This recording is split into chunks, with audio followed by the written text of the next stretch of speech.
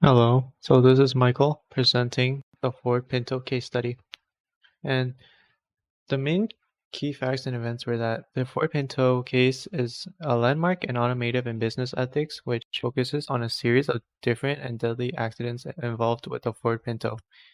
The Ford Pinto was a compact car produced by the Ford Motor Company from 1971 to 1980.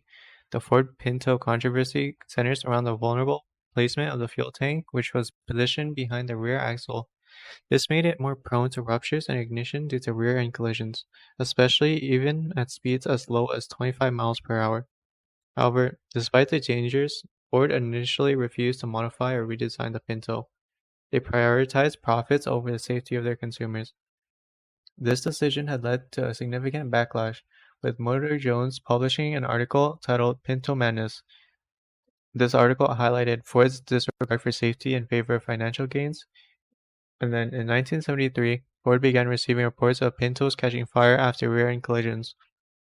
Then in 1974, the Center for Auto Safety had petitioned for the National Highway Traffic Safety Administration, also known as the NHTSA, to investigate the car's fuel system. The investigation was reopened back in 1977 with the NHTSA ultimately concluding that the Pinto had a defective fuel system. Then, on June 9, 1978, Ford had issued a voluntary recall of 1.5 million Pintos and Mercury Bobcats, which was, at the time, the largest automotive recall.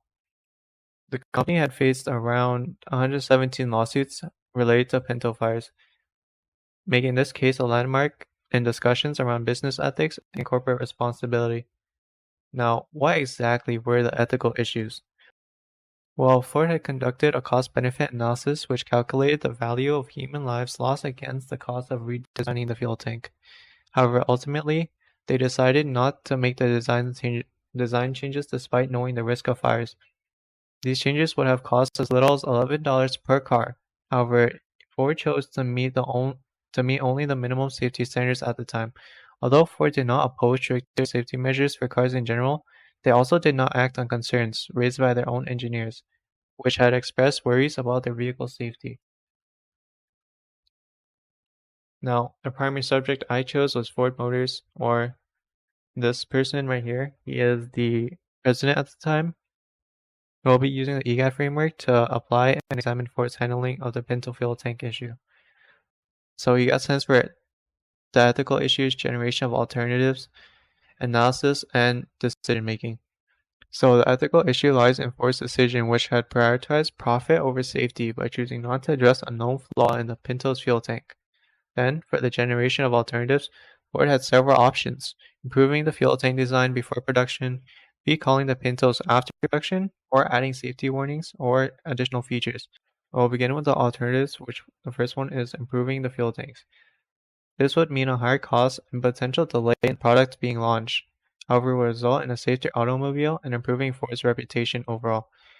Or recalling the Pinto would protect consumer safety, but also lead to backlash and a loss of trust, alongside financial losses. We could also add safety warnings, which would provide minimal protection, leaving significant risk of car fires. And then ultimately, the best course in decision making would have been to improve the fuel tank design before production. This would have addressed both the ethical concerns and consumer safety. And this is my case study on the Ford Pinto case, as well as my sources. Thank you very much.